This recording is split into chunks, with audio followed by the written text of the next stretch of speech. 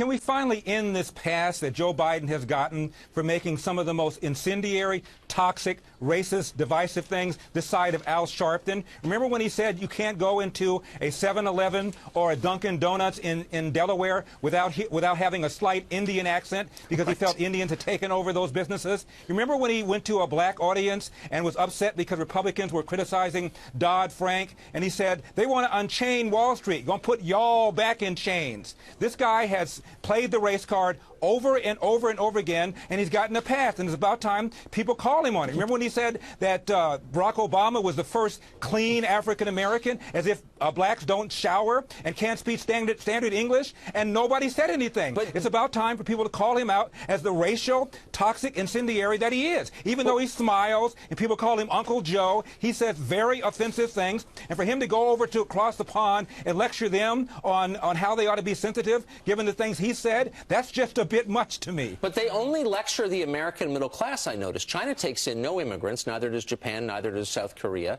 and you never hear anybody on the left saying, well, that's racist, they should be, moving refugees to China. I mean, those countries want to, maintain the integrity of their borders, and that's okay with the American left, but it's not okay when we do it. Why is that?